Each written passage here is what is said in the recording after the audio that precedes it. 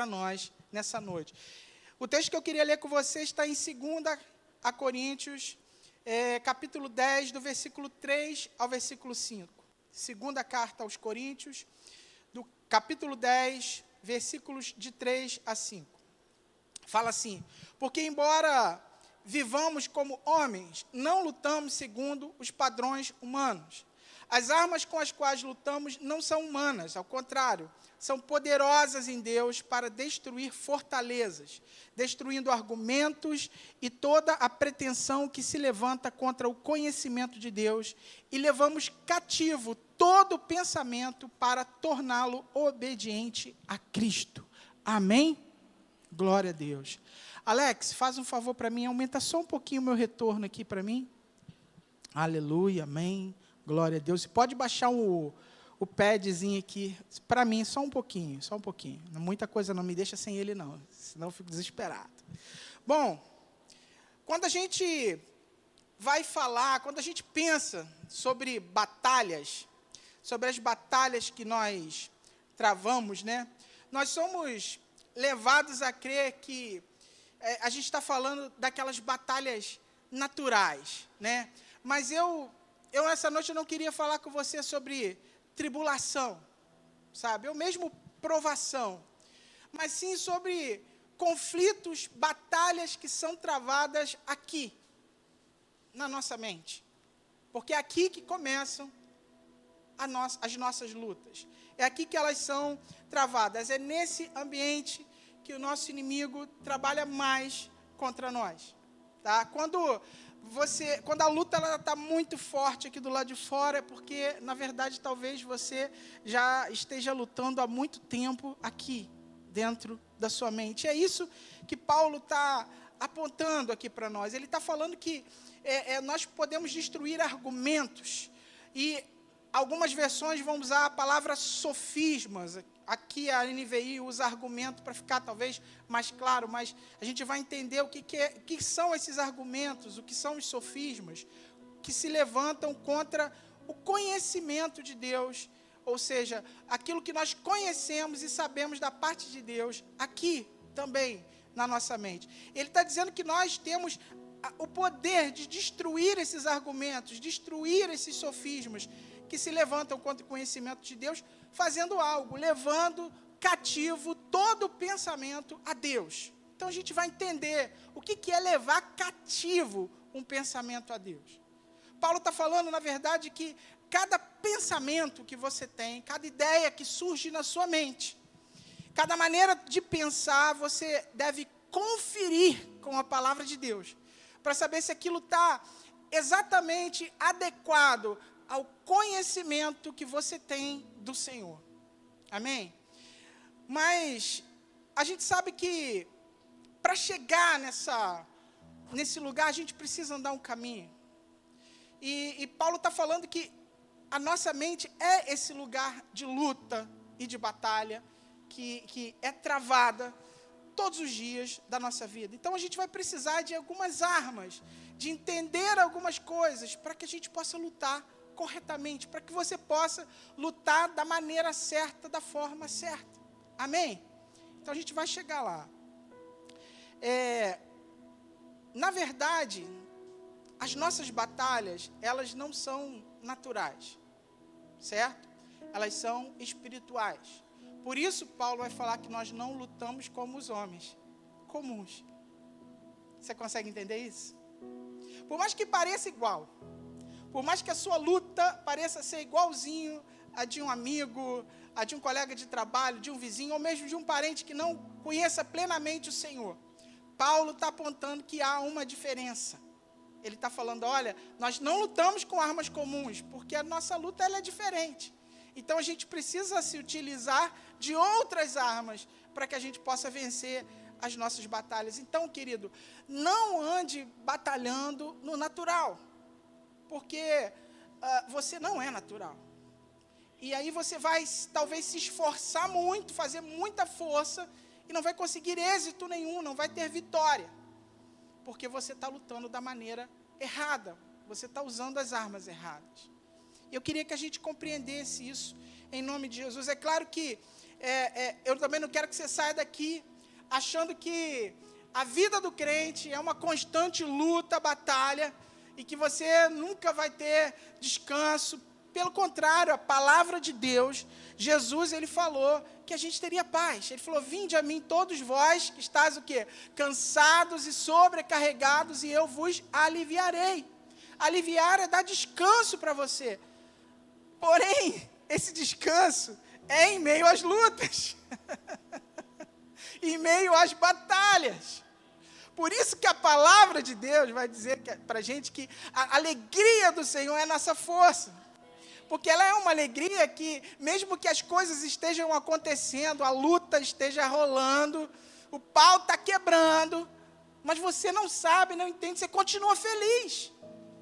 Você não consegue entender a paz que a Bíblia fala, que Jesus disse, ele falou assim, olha, eu vou te dar uma paz que ela excede todo entendimento humano, porque a paz que eu dou para vocês, eu não dou como o mundo dá.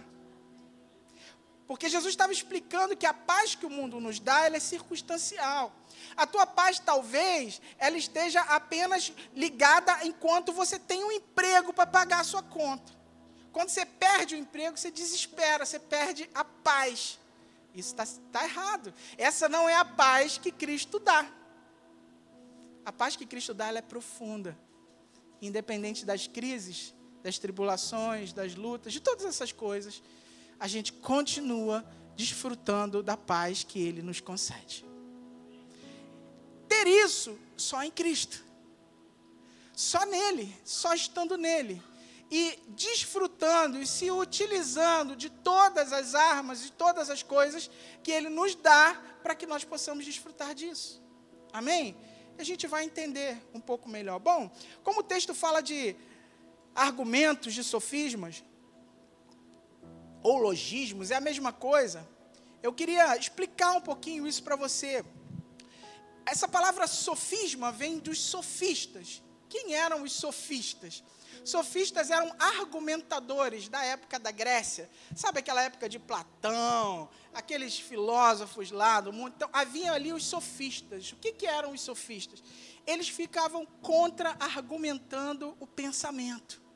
Então, quando um filósofo fazia uma declaração filosófica, ele estava lá para contra-argumentar aquilo. Nem sempre ele falava dentro de uma razão, mas ele simplesmente queria contra-argumentar. E os sofistas eram bons nisso, sabe? Eles eram profissionais, caras bons de argumento. E quando Paulo está falando sobre esses sofistas, o que está acontecendo aqui? O texto de 2 Coríntios capítulo 10, não necessariamente Paulo está apontando para uma luta espiritual. O que está acontecendo aqui?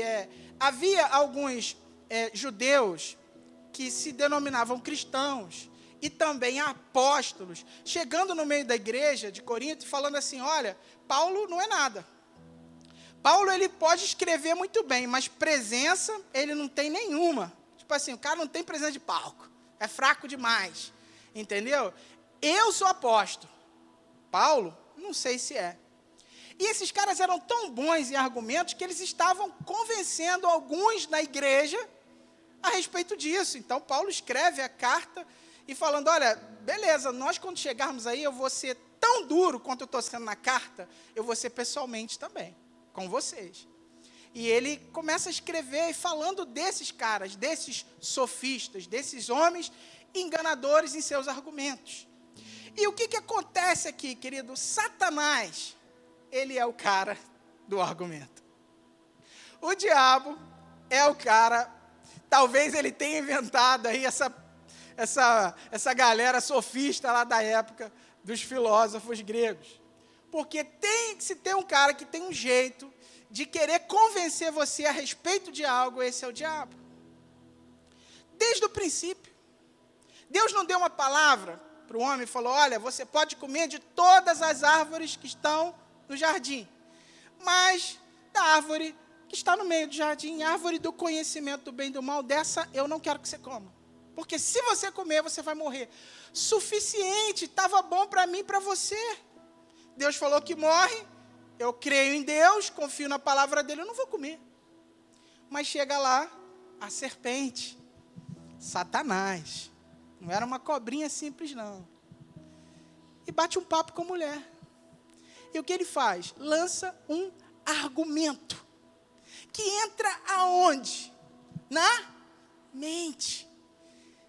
Ele consegue entrar na mente da mulher e a mulher vai lá e ainda consegue convencer com aquele argumento o seu marido.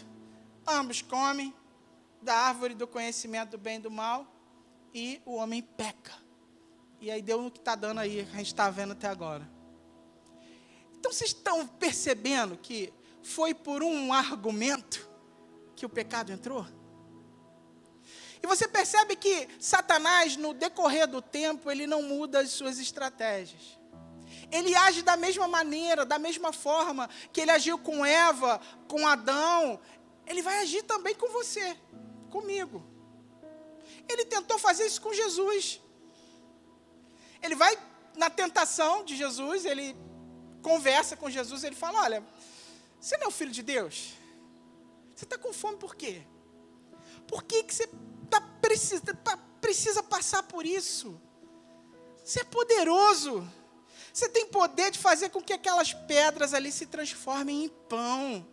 E vai ser o melhor pão do mundo, Jesus. Come esse negócio. Para que ficar passando necessidade? Para que passar sufoco? Para que jejuar? Tem necessidade de jejuar? Para que? Me explica a lógica do jejum. Aí, ó, o logismo aí. Já me falaram isso. Me explica a lógica do jejum. Eu falei, eita, tem lógica não, filho, é fé. Ele tentou usar com Jesus, mas o que Jesus fez? Olha, diabo, o negócio é o seguinte, cara, sai daqui, está repreendido, em meu nome. Eu te repreendo, em meu nome, diabo.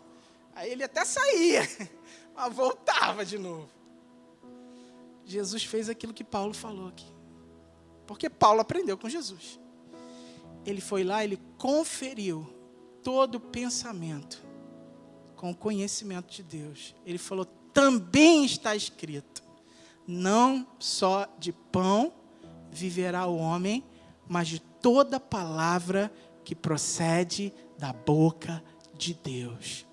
Acabou, anulou o argumento, destruiu o sofisma pelo conhecimento de Deus, pela palavra de Deus. Amém? Então o diabo ele vai fazer isso com você. Ele vai levar você a questionar a própria palavra. É o que ele estava fazendo com Jesus. Foi o que ele fez com Eva, ele vai fazer com você também. Ele vai fazer você encontrar aquilo que os advogados fazem muito bem na lei, sabe? Encontrar as brechas da lei, para poder fazer com que você assuma um argumento, uma ideia falsificada de que aquilo que o texto está dizendo não necessariamente é a verdade. E aí é um problema. É um problema sério, porque você vai começar a questionar a palavra. Você vai ouvir uma pregação e vai falar assim, mas será que é isso mesmo? O Felipe está dizendo? Mas será que... Aí aquele outro texto. Eu acho que não é bem assim. Eu acho que não é bem desse jeito como ele está dizendo. E aí você vai para a Bíblia, você até lê, mas aquilo não entra poderosamente ao ponto de transformar você, porque o argumento já está aí, já está trabalhando em você. A fortaleza do diabo já está sendo estabelecida na sua mente. E aí você começa a perder espaço. O que é uma fortaleza? Quando Paulo fala de fortaleza, Paulo ele estava apontando para aquilo que ele já conhecia a respeito de táticas de guerra, de militar. Paulo não era militar, mas Paulo ele conviveu com muitos militares. Quando Paulo fala da armadura de Deus, eu vou até ler esse texto com você. Gente, Paulo ele viveu boa parte da vida dele acorrentado a um soldado romano, a um legionário. Por quê? Porque ele era preso. Então, ele sabia o que era uma armadura. Ele sabia o que era uma luta, o que era uma guerra, o que era uma batalha. Ele sabia o que era uma fortaleza. e que era uma tática dos exércitos para ocupar um espaço. Quando você invadia um lugar, você entrava naquele lugar e ia tomando o espaço, e ali você estabelecia uma fortaleza. Pronto, aquele espaço já estava tomado. Até aquele exército ia avançando e tomando tudo o que ele queria, qual era o objetivo dele final. E Satanás, ele faz a mesma coisa na sua mente. Ele vai aos poucos tomando espaço aqui, no seu entendimento, e cria fortalezas. E essas fortalezas são difíceis de ser combatidas, porque os argumentos se transformaram em coisas sólidas, não verdades, mas coisas sólidas, sofismas sólidos dentro de você. E aí você precisa de muita luta para quebrar e vencer aquelas fortalezas. Amém? A Manu trabalha com psicologia e ela sabe como essas coisas são formadas. O diabo, ele não trabalha só na igreja, irmãos, ele trabalha lá fora, ele trabalha para destruir pessoas. Então tem um monte de gente com fortalezas lá fora na mente, não é verdade, mano? Que são pensamentos que saíram do padrão, da forma correta, do entendimento correto, e as pessoas estão confusas, precisando de Cristo, porque só a palavra do Senhor pode quebrar esses sofismas e esses argumentos nas nossas vidas, aqui dentro e lá fora também. Amém? Então, vamos falar das nossas armas. Efésios, capítulo 6, do versículo 10 ao versículo 18. Eu vou ler para nós. Fala assim: finalmente, sejam fortalecidos no Senhor e na força do seu poder. Vistam-se de toda a armadura de Deus, para poderem ficar firmes contra as ciladas do diabo. Pois a nossa luta não é contra sangue e carne, mas contra os poderes e autoridades, contra os dominadores deste mundo de trevas e contra as forças espirituais do mal nas regiões celestiais. Por isso, vistam-se de toda a armadura de Deus, para que possam resistir no dia mau e permanecer inabaláveis depois de terem feito tudo. Assim, permaneçam firmes, cingindo-se com o cinto da verdade, vestindo-se com a couraça da justiça e tendo os pés calçados com a prontidão do evangelho da paz. Além disso, usem o escudo da fé, com o qual vocês poderão apagar todas as setas inflamadas do maligno. Usem o capacete da salvação e a espada do Espírito, que é a palavra de Deus. Orem no Espírito em todas as ocasiões, com toda oração e súplica. Tendo isso em mente, estejam atentos e perseverem na oração por todos os santos. Amém. A gente tem uma mensagem, eu não sei qual dia para trás aí, mas que eu falo exatamente da armadura de Deus, eu detalho essa armadura. Se você não se lembra, vai lá, procura. E é bom você fazer um link com essas duas mensagens aqui. Por quanto tempo, querido, nós ainda vamos nos comportar como os que não conhecem a Cristo? Ou seja, até quando nós vamos ser carnais? Carnais em que sentido, Felipe? No sentido de viver de uma maneira semelhante ao mundo. Porque às vezes nós estamos lutando da mesma forma que o mundo luta. Nós estamos vivendo da mesma maneira. A gente não entendeu, não compreendeu que há algo diferente de Deus para a igreja. Há privilégios para a igreja. Há uma maneira diferente da igreja se comportar diante de certas situações e de reagir diante de certas situações. Mas às vezes nós reagimos igualzinho. Nos desesperamos, nos frustramos, desistimos, desanimamos por causa das coisas que vêm contra nós. Qual foi a parte que você não entendeu daquilo que Jesus disse, que no mundo nós teremos aflições? Qual foi a parte que você não entendeu, que no mundo você vai ser tentado, segundo a sua própria cobiça, pelo tentador? Qual foi a parte? Nós precisamos entender isso. Nós precisamos olhar e falar: Senhor, me ajuda, eu sou diferente. Eu preciso lutar diferente do meu colega de trabalho. porque ele não tem ainda o conhecimento daquilo que o Senhor fez na cruz do Calvário por ele, por ela. Mas eu tenho, eu sei. Eu faço parte da igreja, eu faço parte da família do Senhor. Há um privilégio nisso. Há uma vantagem nisso? Sim, claro que há. Nós temos armas, queridos, para lutar. E podemos trabalhar de forma diferente. Na verdade, nós vivemos as mesmas coisas, as mesmas crises, as mesmas lutas que todo mundo. O sol nasce para todos, a chuva também cai para todos. As dificuldades vêm para todos. Quando o governo está bom, é bom para todos. Quando o governo está ruim, é ruim para todos. A Bíblia vai dizer que se tiver um rei justo, o povo prospera. Se tiver um rei como é que é o nome? Corrupto, o povo sofre. Está escrito, irmão. Estou jogando letra, não. Está escrito na Bíblia. Então, isso é para todos, para o crente e para o não crente. Agora, qual é a tua vantagem? A palavra de Deus. Aquilo que está escrito a teu respeito. Aquilo que você deve viver. Então, a vantagem, Felipe? Sim, há vantagens. Agora, também há obrigações. Também há deveres. Que carregam junto nesse pacote de vantagens. Vocês estão me entendendo? Não dorme não, por favor. E eu quero falar da primeira arma.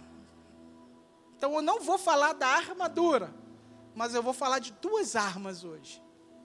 Que são essenciais. Então, agora que eu vou começar a pregar. Foi só a introdução. Tá bom? De agora em diante, André, 1 hora, né? Tá de boa. Calma, gente, eu estou brincando. Eu queria falar, queridos, da oração.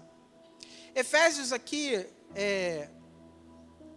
está falando para nós assim, Efésios 6,18, o que a gente leu, eu vou repetir, está dizendo assim: orem no Espírito, em todas as ocasiões, com toda oração e súplica, tendo isso em mente, estejam atentos e perseverem na oração por todos os santos. Olha só que coisa interessante. Paulo coloca isso aqui no meio da armadura, quando ele está falando de luta, de batalha.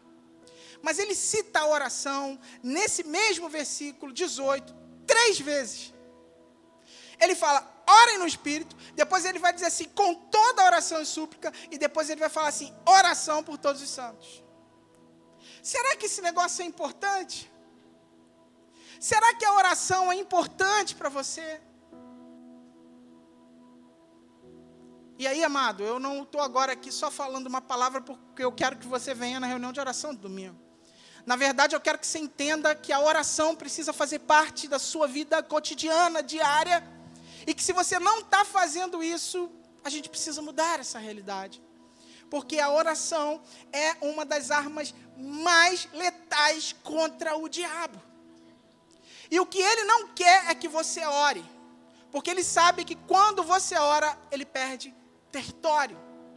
E lembrando que a gente está falando da sua mente, a gente está falando daqui, daquilo que é feito aqui. Queridos, o diabo, ele não quer o teu coração.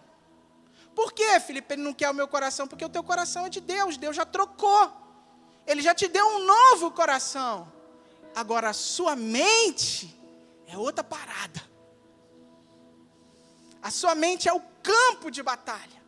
É o lugar onde essas lutas são travadas. E é aí que você precisa estar esperto. E Satanás, ele sabe disso. E ele vai lutar contra você. E Felipe, o que a oração pode fazer? Ah, amado. Experimenta. Experimenta para você perceber que o simples fato de você começar a orar vai mudar a sua alma. Se você nunca experimentou isso, experimente. No momento de aflição, de desespero, de alguma coisa, comece a orar. Comece a clamar. E você vai experimentar. Eu vou dar um exemplo muito chulo aqui, mas que me veio à mente agora e eu acho que talvez edifique também a sua vida. Eu tinha um carrinho muito velho, eu vim até com ele para cá, né? O missionário, Voyage, era o missionário que a gente chamava também, né? Acho que era a tua avó, a tua mãe, né? Enchia d'água, Marcondes está lembrando que ele enchia d'água. Obrigado, Marcondes, por lembrar. O fundo, irmão, deles quase não tinha mais. Você lembra, Alexandre? Lembra não? Né? Voyages em verde. E quando Vila Velha, né? É uma maravilha, né? Então, quando Veneza enche de água, quando chove, cuspiu, encheu, a água vinha aqui no pedal. Então, eu ficava, meu pezinho na água. Tá rindo, Anderson? Não ri não, cara. E era assim, irmão. Era desse jeito. Uma vez, com aquele carro na Avenida Brasil, irmãos, lá no Rio de Janeiro, e um monte de carreta atrás de mim, e eu estou vindo numa boa, na maior tranquilidade, sabe? E, de repente, numa subidinha assim, que tem um elevado, eu comecei a subir, o carro começou... Falei, meu Deus, eu estou vendo a carreta crescendo, tudo, o cara já piscando o farol, falei, vai me engolir. E eu vai acelerando, o pedal ia lá no fundo, e o carro não andava. Irmão, você vê, essa hora é a hora do desespero. E eu falei, Senhor da glória, me ajuda aqui, Pai. Só o Senhor para meter a mão nesse carro e fazer esse carro andar agora, Jesus, por favor. Eu não posso parar no meio da Avenida Brasil. O carro foi embora, irmão. Andei tudo. A fé cresceu demais naquele dia, porque aí, né, alguém, eu não sei porque estava comigo, não é melhor parar. Eu falei, parar nada, a gente vai andar isso tudo e vai chegar em casa. Tranquilo. Foi Deus que meteu a mão ali. Irmão, ele tinha um probleminha, aquele carro, eu já sabia o probleminha dele. Não sei, os meninos aqui vão entender. Antigamente tinha um negócio chamado carburador, né, Robson? E o carburador tinha umas pecinhas chamadas giglê. Um daqueles troços entupia, irmão, ó, era um furinho do tamanho de um fio de cabelo. Mas se parasse uma sujeirinha, aquele carro gostava disso. Ele gostava de fazer isso comigo. Alexandre está rindo de mim, cara. Oh, meu Deus, você tinha um Palio também, Alexandre, eu lembro. Quando, irmão, aquilo entupia, era um problema, só o Senhor.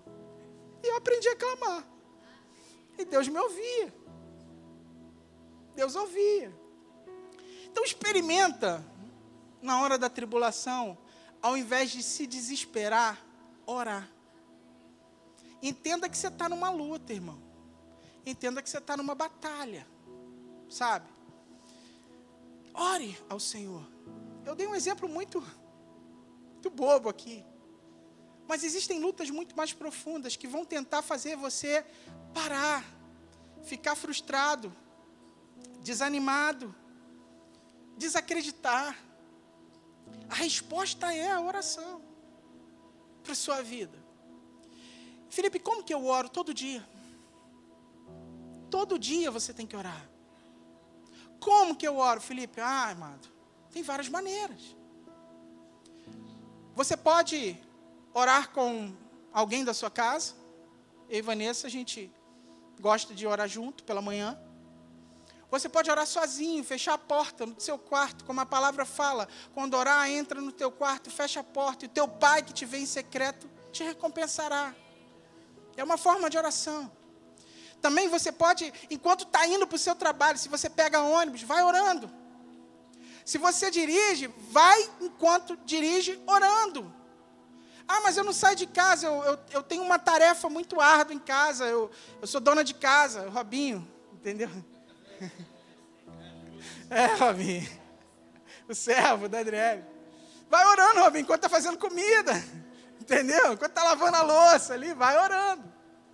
Não para, irmão, de orar. Paulo fala que ele orava o tempo todo. O tempo todo ele estava em oração. E como que ele fazia isso? Na mente. Às vezes com palavras, às vezes não. Às vezes falando em novas línguas. Porque ele sabia que edificava a ele mesmo. Ele fala isso. Então, irmãos, a gente precisa orar. Agora, esse fato de você saber que pode orar o tempo inteiro, fazer também com que você não separe um tempo e dedique um tempo ao Senhor, nós vamos falar disso, é um erro, tá? A oração, ela é um mecanismo de Deus para nós, que não tem barreira. Você está percebendo isso? Então, quem não ora, está dando desculpa, está perdendo grandes oportunidades. Porque a oração não é só um único momento da sua vida. Você pode orar o tempo inteiro. Eu acho que o único momento que você não vai conseguir orar é quando você está dormindo. Você pode pegar e estar conversando com alguém, e aquela conversa não está muito legal para você, e você está, Senhor, aqui dentro, ó, me dá graça, Espírito Santo. Você acha que eu faço o que quando eu estou pastoreando vocês? Revelei, né? Pois é, isso aí, Marco, me dá graça, Senhor. Tem uns aí que eu falo, Jesus, me ajuda. Com a Gabi, tô brincando, Gabi. Mas eu fico assim, irmão, Espírito Santo, como é que eu resolvo esse problema? Que conselho que eu dou para esse irmão, para essa irmã? Ou você acha que eu já sei tudo? Você acha que eu chego lá já sabendo, pá, pum, e já... Irmão, queria que fosse assim, mas não é. Às vezes eu nem sei se fala assim, Felipe, eu quero conversar com você. Eu nem sei do que você vai falar. Como é que eu faço para dar um conselho para você? Espírito Santo, irmão. Você pode ter certeza que eu estou orando. Mas estou conversando contigo ao mesmo tempo. Mas orando. Porque a gente tem essa habilidade. Você consegue fazer uma coisa e pensar. Não consegue? As mulheres fazem até mais coisas. O homem não. A gente é limitado, Fred. Mas a mulherada não. Elas conseguem fazer várias coisas ao mesmo tempo e pensar. Né, Vanessa? Aham. Meu Deus, é incrível. É incrível. Está lá fazendo um monte de coisa. Você estava onde, mulher, que eu estou falando contigo? Não, amor, estava pensando aqui, tá? Meu Deus. Então, essa habilidade que Deus nos concedeu é para que a gente ore, irmãos. Não é para você ficar pensando no problema. Não é para você ficar murmurando dentro do teu coração, reclamando dentro de você, sabe? Se lamentando, isso, aquilo outro. Porque às vezes a gente faz isso, né, Manu? Aqui dentro, no nosso coração, na nossa mente. Essa habilidade que Deus te deu, te capacitou para você orar. Então, está diante de uma situação que você não consegue resolver, ora. Clame ao Senhor. Pode ser uma coisa natural, mas pode ser o diabo também atrapalhando a tua vida. E você precisa da graça de Deus para resolver essa questão.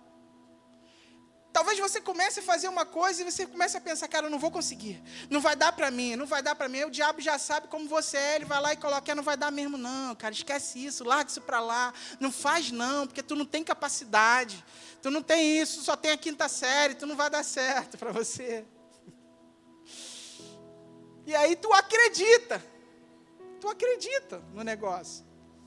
E vai sendo sofismado. Quantos de nós aqui olham para a palavra de Deus e falam, não, eu não. Quando a bênção de Deus é para todos. Mas você acha que você não tem em você, vamos dizer assim, fugiu a palavra aqui. Você não é merecedor. Obrigado, André. Você não tem merecimento. Você fala assim, não, eu não mereço. E o diabo vai falar para você, você não merece mesmo não. Você pecou ontem, você pecou hoje. Tu acha que Deus vai ouvir a tua oração? Tu acha que Deus vai te atender, sendo tu um pecador? É isso que ele fala. O nome disso é sofisma. Isso é um argumento estabelecendo aqui na sua mente. Aí o que eu faço, Felipe? Aí você ora. Você vai orar, irmão. Enquanto você estiver orando, se você orar de verdade, de todo o coração, o Senhor vai te lembrar de uma palavra. Ele vai falar assim para você, entre, pois, com ousadia, diante do trono da graça, com coração verdadeiro e inteira certeza de fé, por causa do sangue de Jesus. E aí você lembra que o sangue de Jesus te dá esse acesso ao Pai, mesmo pecador. E aí você pode, Pai, perdoa o meu pecado. Me purifica, me santifica, me ajuda. Deus vai te ouvir, irmão. Porque a palavra dele, agora, ore. Ore, irmão. Igreja, nós precisamos assumir uma postura de oração. Amém? Um cristão que não ora, perde o seu discernimento. se enfraquece espiritualmente, ele é fraco e se torna vulnerável a todas as ciladas do diabo. Todas. Saia de casa orando. Volte para casa orando. Viva uma vida de oração. O Espírito de Deus habita em você. Deus não está lá no céu. Ele está em você.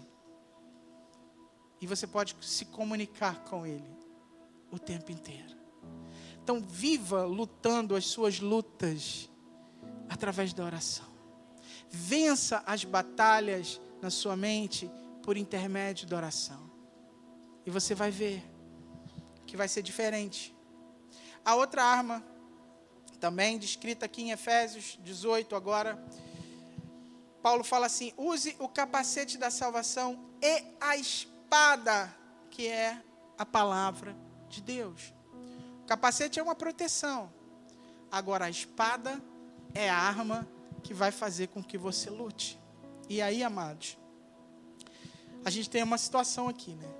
Porque se a gente encontra dificuldade para orar, mais difícil ainda vai ser agora orar e ler a palavra. Porque ler a palavra sem orar é letra, é informação que muito pouco te acrescenta. Agora, enquanto você lê a Bíblia e ora, amado, a revelação de Deus, a iluminação do seu entendimento acontece. Então não é ler por ler, é ler buscando, é ler querendo alcançar, é ler querendo encontrar o autor, o Logos, o verbo vivo, encarnado na palavra. É assim que a gente precisa ler a palavra, mas não precisamos ler. Eu vou falar para você aqui umas curiosidades. Você sabia que a Bíblia é o livro mais vendido no mundo? Ela está há 50 anos no livro dos recordes, no Guinness, como o livro mais vendido no mundo. Você sabia que a Bíblia, ela, em toda a história, ela já teve entre 4 e 5 bilhões de exemplares, bilhões, irmãos, de exemplares vendidos? Coisa pra caramba. Ela foi traduzida para mais de 3.000 idiomas no mundo inteiro. Então tem Bíblia à beça, solta no mundo. A pergunta é: nós estamos lendo? A Bíblia tem sido lida? E depois de lida, ela tem sido praticada? A gente está observando aquilo que a palavra de Deus está dizendo? O fato é, irmãos, é muito fácil para nós, é muito fácil para você se alimentar das migalhas da palavra que eu solto para você aqui no domingo. E se você vive disso aqui, eu estou dizendo de todo o coração, você está vivendo de migalhas. Porque o que você recebe aqui é muito pouco diante daquilo que a palavra tem para a sua vida. E aí, se você é uma pessoa que não vai em grupo caseiro, piorou a situação, porque é aí que você não tem ensino mesmo. Porque isso aqui é palavra profética. Pouco tem de ensino. No grupo caseiro, a gente tem lá um negócio para ensinar você. Aí piorou a situação. Se você não lê a palavra de Deus e não se alimenta dela, amado, eu vou dizer para você, você está raquítico, você está fraco, você está desfalecendo na sua fé.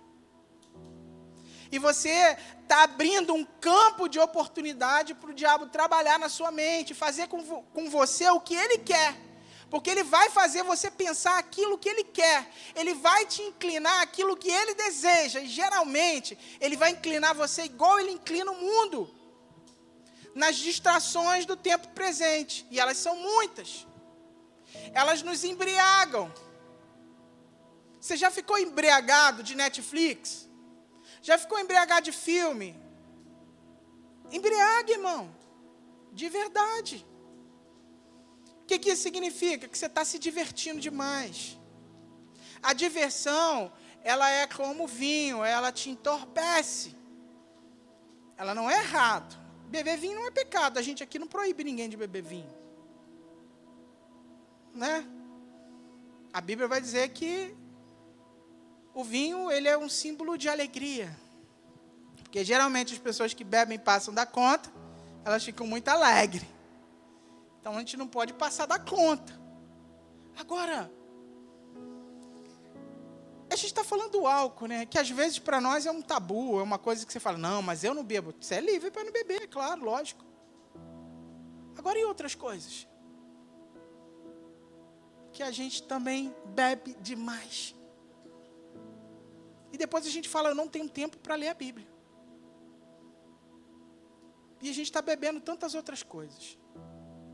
Às vezes a gente vai para o YouTube e gasta horas querendo uma informação. Quando você quer comprar um negócio, eu sou assim, eu confesso. Vanessa me freia, mas às vezes também ela é. E aí eu que tenho que frear ela. Mas quando você quer comprar um negócio, você fala, não, eu vou ver os tutoriais. Né? Tutorial não, vou ver como é que é o nome. Unbox, review, unbox, isso aí. Vou ver o unbox, vou ver o review para ver se o produto é legal. E você passa horas. Robin tá rindo, deve fazer também. Horas vendo aquele troço, né? Aí você fala assim, cara, poxa, não tive tempo de ler a palavra. É claro. Você está se embriagando do mundo. E aí você fala assim, não, mas isso não é o diabo, isso sou eu. É você, mas o diabo se aproveita disso também, ele te dá mais oportunidade. O diabo é o algoritmo do YouTube, que joga jogando vídeo para você. Toda hora, lá. Não joga uma palavra, só joga aquilo que você quer comprar. Ô capeta, até que tu compra. Aí repreendido.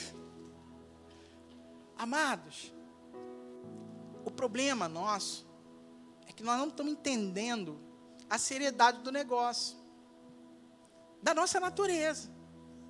E aí o capeta, eu vou falar capeta para ficar mais suave, está brincando com a gente. Porque ele vai nos levando para onde ele quer. As tendências, e aí quando a gente vê, a gente está mais focado em política, ou mais focado em comprar um negócio ou outro, e é só o que a gente fala é aquilo. Pô, terrível. Quando a gente não consegue sentar entre irmãos e falar da palavra. Ontem foi gostoso, né, Fábio Júnior, Elias, a gente estava lá, quanto que a gente falou da palavra ali, foi muito bom. É melhor. A gente podia ter falado de futebol. Talvez se a gente tivesse ficado, Fábio, a semana inteira vendo os times lá, o Vasco, né, perder, ganhar, aquela confusão. Que hora da alegria, hora da tristeza. Meu Deus. Melhor ficar com Jesus, que ele é alegria plena, abundante, né? Vou falar de time, não. Talvez se a gente tivesse ficado falando, a gente se perderia e a nossa conversa não teria chegado naquele nível. E mede isso na comunhão que você está. Acaba o grupo caseiro, o que vocês conversam? Eu lembro, irmão, de uma época que, quando o Franco chegava lá na Zona Norte, lá na Tijuca, né? Eu estava doido para terminar o encontro, para sentar, falar, Franco, me responde isso aqui, pai, a gente conversar. Eu gostava disso, de falar da palavra de Deus, de, sabe, ali, trocar e receber. Às vezes acaba aqui a reunião, irmão, a gente esquece o que foi ministrado. Porque a palavra não está sendo uma prioridade na nossa vida. A gente sabe o que é pecado, a gente sabe o que é certo, a gente sabe o que é errado. Mas, amado, o Evangelho é muito além disso. A palavra de Deus nos prepara. Nos prepara para as lutas, para as tribulações, nos deixa preparado, fortalecido para vencer essas lutas, mas também nos prepara para a gente travar outras batalhas, porque quando você quer evangelizar, quer ganhar alguém para Jesus, você precisa da palavra, você precisa de oração na sua vida. E aí, amado, se você ficar dormindo no ponto, e colocar a palavra de Deus e a oração em segundo ou terceiro plano na tua vida, você vai ser raquítico espiritualmente. As lutas vão vir e você vai se desesperar, você não vai saber lutá-las, vão ser muito mais difíceis para você. muito mais difíceis. É uma verdade.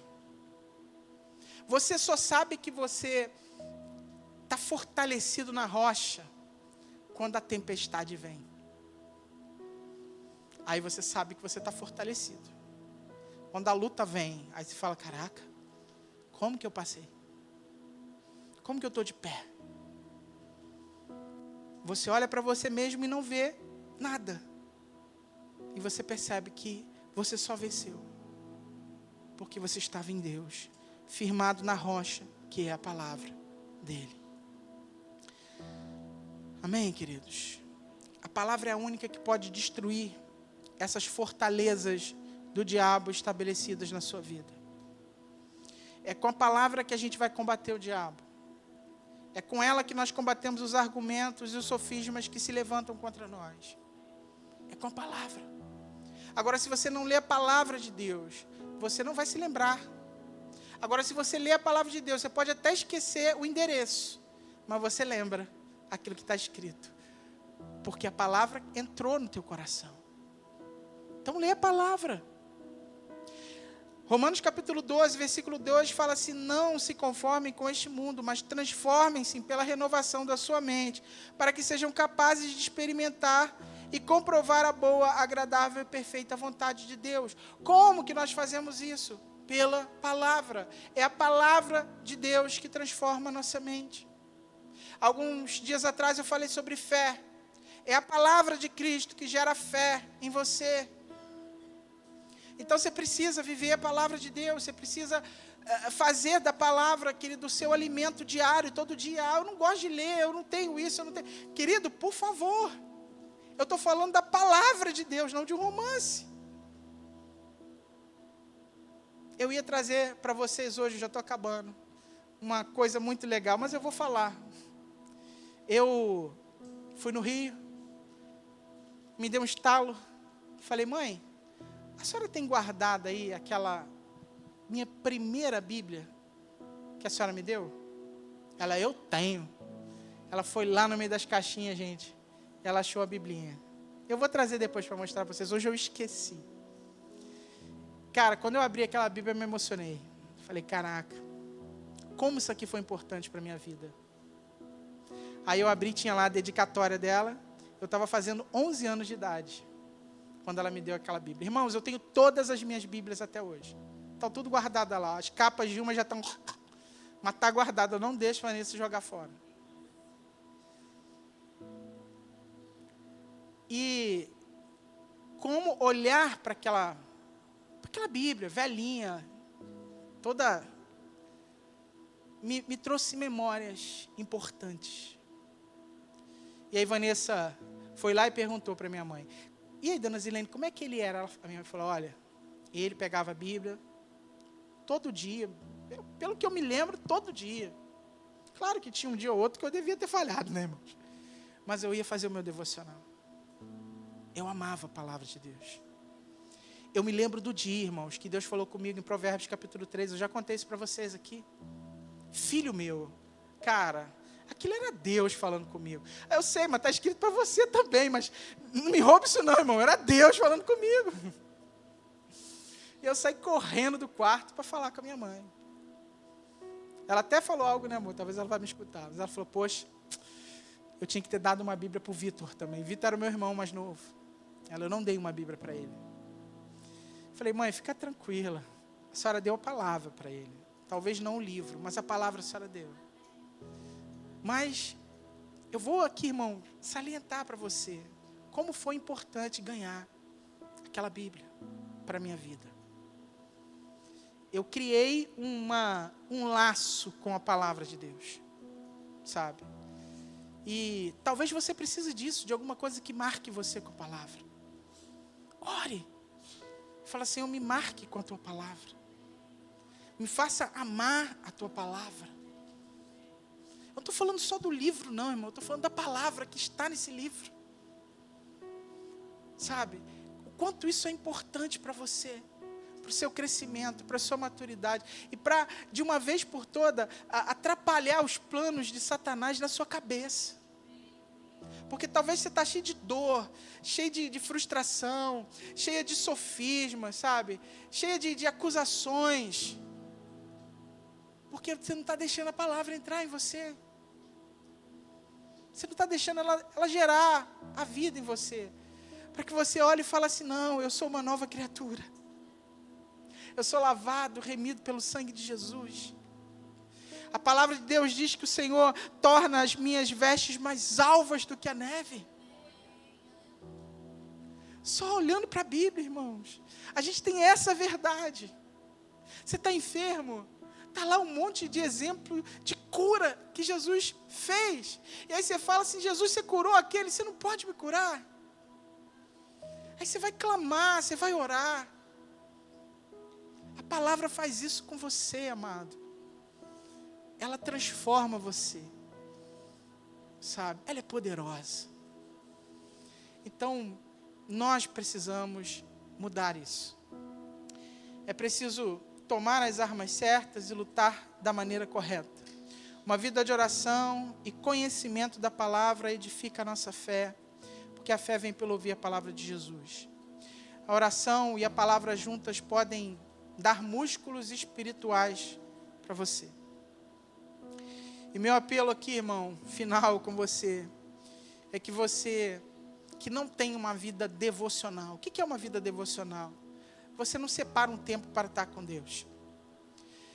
Então a minha palavra, o meu apelo para você que não faz isso, é que você comece a fazer. Você se arrependa e mude a tua direção. Porque a sua vida depende disso. De verdade, de verdade. Não seja negligente. Não seja um crente que vive apenas de uma mensagem no YouTube ou de uma pregação de domingo. Se relacione com Deus e a relação que nós temos com o Senhor é a palavra. Deus se revelou de maneira especial por meio da palavra. Ele inspirou homens para escreverem a palavra e Ele ilumina o seu entendimento hoje para que você entenda e compreenda a palavra de Deus. Pensa, Deus vem construindo isso em toda a história. Para chegar aonde nós chegamos hoje. A palavra para nós, ela é poderosa. Demais. Nós somos uma geração privilegiada, como eu li aqui para você. Quantos exemplares da Bíblia tem por aí? O quanto é fácil aqui no Brasil você ir ali comprar uma Bíblia. Isso não acontece em todos os lugares. Amados, eu sei que talvez você diga assim, eu não tenho tempo. Não acredite nisso. Isso também é um sofisma do diabo na sua vida. É um argumento de Satanás, dizendo para você que você não tem tempo, porque você é muito ocupado. É a mentira, irmão. A gente encontra tempo, sim, para o Senhor. Se a gente priorizar, se colocar nas nossas prioridades. Então, se arrependa depressa. Mude a sua direção. E viva lutando da maneira certa, da forma correta, com as armas certas.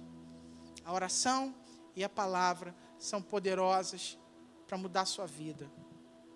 Outro dia a gente fala de jejum, que é outra coisa mais evoluída ainda.